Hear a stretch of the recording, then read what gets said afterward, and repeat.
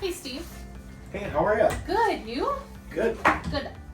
While you're not busy for like 2 quick seconds, I have some questions that I'm curious about. Okay. If you can answer for me. Sure. Okay.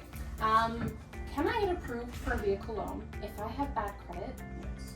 Okay. It might take a little bit longer and there might be a few steps of it for you, but no problem. Okay, perfect. So you're like totally confident you can work magic for me? Well, I'd love to say I can work magic, but there are still rules to follow. But Okay. more times than not.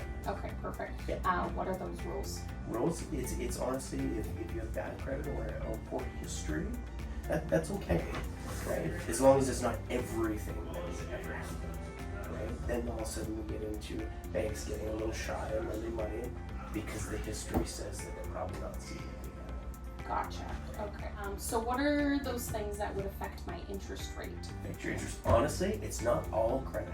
Sometimes it's the vehicle, age of the vehicle, kilometers on the vehicle, and then obviously credit history as well, right? So rates can range from 4%, right? Normally 5.99, all the way to 30, and type of vehicle, year of vehicle, kilometers on the vehicle, and then your credit history as well. Gotcha. So there's lots that There's goes lots of into that. moving pieces. Okay. So when you pull my credit and you're sending it to other banks for approvals, do multiple credit checks affect my score? Okay, so this is going to depend on a few things. Yes, it affects your score, 100% does. However, if we send it to multiple banks and you end up buying a vehicle at the end of the day, technically they all get lumped into one credit check.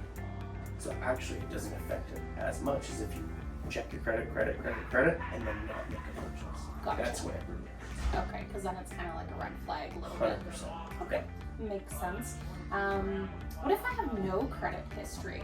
Yeah, that's a tricky one. Mm-hmm. That's when we get together and we plan out what kind of vehicle we think the bank's going to really like. So vehicle selection is very important. It's totally possible to get approved on your own with no credit. Sometimes they want to see a little cash down, but they really want to see a vehicle that the bank sees value in as well. Okay, so it's really specific. Every single situation is 100%. different. In fact, no credit is honestly a little bit harder than bad credit. Okay. But the no credit one, you can get really good credit. So, Okay. Okay.